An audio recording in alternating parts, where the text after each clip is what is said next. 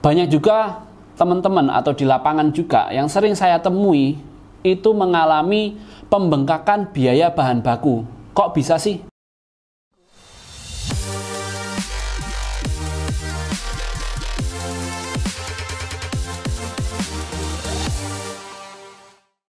Halo Sobat The Consulting, ketemu lagi dengan saya Rio Kristiantoro. Kali ini saya akan membahas tentang penyebab apa saja sih yang membuat biaya bahan baku Anda itu tidak efisien.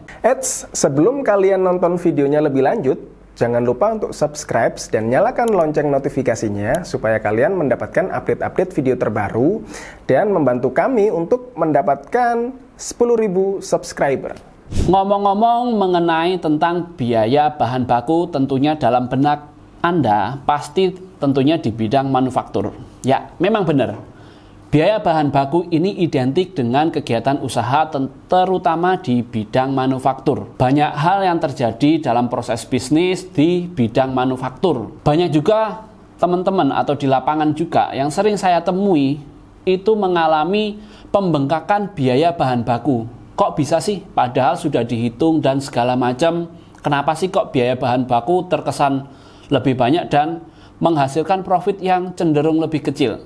Nah, beberapa hal ini yang perlu Anda simak terlebih dahulu sebelum menentukan bahwa harga yang harus dipasang itu dinilai berapa. Jadi, Anda harus memastikan benar-benar pemakaiannya. Ini beberapa poin ya, beberapa poin atau beberapa hal yang tentunya Anda harus perhatikan penyebab-penyebab apa saja sih yang membuat biaya bahan baku Anda menjadi membengkak. Yang pertama adalah harga, masalah harga. Harga standar yang sudah kita tentukan tolong diperhatikan ya. Jangan sampai nilainya itu terlalu jauh. Misal contoh kita memprediksikan produk ini, kita memprediksikan harga tutup ini senilai Rp100. Harga standar yang kita sudah pasang Rp100, tetapi realisasinya itu ternyata per tutup botol seharga Rp150. Maka kos di sini adalah selisihnya 50%. Nah, dari hal-hal seperti itulah pembengkakan biaya bahan baku itu bisa terjadi. Karena apa? Penetapan harga di awal atau estimasi nilai dari suatu produk itu sudah salah dari bahan bakunya.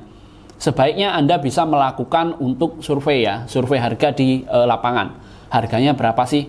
Atau kalaupun kesusahan survei, saya sarankan untuk melakukan permintaan penawaran harga kepada supplier-supplier Anda. Gitu ya, sehingga untuk penentuan harga bahan baku itu bisa menjadi lebih bagus. Kemudian yang selanjutnya ini juga cukup banyak ya, cukup banyak dialami di perusahaan manufaktur, yaitu tentang waste atau bahan sisa. Usahakan bahan sisa itu tidak terlalu banyak sehingga bahan baku yang dipakai itu benar-benar optimal. Jadi bahan sisa ini cukup berpengaruh dalam menentukan harga. Karena apa? Sisa atas produk yang kita buat otomatis itu akan menjadi waste, dan itu kalau masih bisa dijual mending, kalau nggak bisa. Karena ada juga waste itu yang tidak bisa diapa-apain dan memang harus dibuang gitu ya. Nah, itu usahakan seminimal mungkin, jadi seoptimal mungkin. Saran saya sebelum membuat produk harus didesain dulu sehingga tahu kapasitas berapa yang terpakai dari bahan baku, kemudian yang terbuang berapa. Nah, dari situ kita bisa melakukan analisa apakah ukurannya yang harus disesuaikan, kemudian jenisnya yang harus dipakai seperti apa gitu ya. Sehingga dalam penentuan waste atau waste yang akan terjadi itu nanti sangat-sangat sedikit. Kalau waste-nya cukup besar, itu akan pemborosan bahan baku. Jadi akan membutuhkan pembelian bahan baku yang lebih besar kalau waste-nya semakin besar gitu ya. Kemudian yang selanjutnya atau yang ketiga itu ya. Yang ketiga adalah berkaitan dengan gudang, penyimpanan. Penyimpanan bahan baku terlalu banyak di gudang. Ini juga cukup resiko ya. Kalau bahan bakunya tersebut itu awet atau tidak akan rusak, itu masih bisa di manajemen. Tetapi ketika bahan bakunya itu ternyata memiliki masa kadaluarsa, itu yang akan menjadi satu poin kerugian tersendiri. Nah, di sini saran saya peran PPIC dan juga peran dari bagian purchasing itu sangat-sangat berpengaruh. Karena apa? PPIC nanti yang akan menentukan berapa sih jumlah atau kapasitas yang kita butuhkan dalam produksi, mungkin kuartal mingguan atau bisa juga secara bulanan, sehingga kita tahu masa kadaluarsa dari produk tersebut atau bahan baku tersebut itu berapa lama bisa kita simpan, kemudian tempatnya itu juga berpengaruh. Jadi peran PPIC itu juga cukup penting dalam hal menentukan stok berapa sih yang harus kita simpan, stok yang harus ready itu berapa untuk kebutuhan jangka waktu tertentu. Terus kemudian gudang juga sangat berpengaruh. Jadi tolong diperhatikan karakter dari bahan baku Anda. Apabila harus menggunakan suhu tertentu atau keadaan kelembaban tertentu gitu ya, itu tolong diperhatikan karena itu akan mempengaruhi kualitas dari produk Anda akibat kesalahan penyimpanan.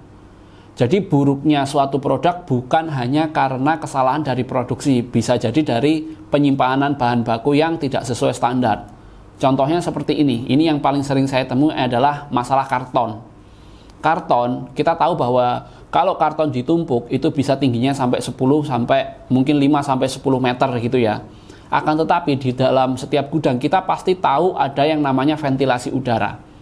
Nah, biasanya ketika musim hujan, ventilasi udara tersebut bisa membawa materi-materi dari air sehingga kelembabannya itu akan menjadi lebih tinggi. Sedangkan bahan yang kita simpan itu adalah karton, di mana karton akan sangat menyerap dengan namanya itu kelembaban atau basah. Jadi dia akan tetap basah. Ketika musim panas datang, kemudian dari karton tersebut lembab, ketika musim panas itu akan menjadi sangat kering. Akibatnya apa? Karton akan rusak, karton akan menggelombang.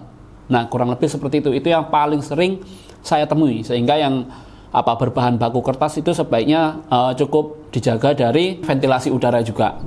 Yang terakhir, yaitu berkaitan dengan laporan keuangannya, yaitu tidak memperhatikannya tren dari laporan keuangan. Oh, kenapa kok begitu ya? Ini berkaitan dengan harga. Ya, harga bahan baku kita harus selalu update.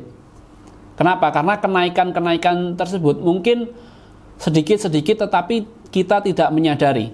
Tiba-tiba langsung selisih dari harga awal sampai dengan terbaru itu sudah selisih 30% atau selisih 20%. Itu kita terlambat menyadari hal itu. Nah, itu sangat berbahaya. Jadi untuk update di laporan keuangan, khususnya untuk pembelian bahan baku, lebih diperhatikan lagi sehingga rentetan atau urutan dari pembelian suatu barang itu akan menjadi satu database tersendiri, membuat kita lebih aware tentang menentukan harga-harga yang kita akan pasang untuk barang tersebut. Oke, sebelum kalian selesai nonton videonya, jangan lupa untuk subscribe dan nyalakan lonceng notifikasinya supaya kalian tidak ketinggalan nih update-update video dari The Consulting dan kalian bisa membantu kami dalam mencapai 10.000 subscriber. Nah, itu tadi adalah penjelasan tentang penyebab-penyebab kenapa bahan baku tersebut menjadi tidak efisien. Saya Rio, sampai ketemu lagi dalam video selanjutnya.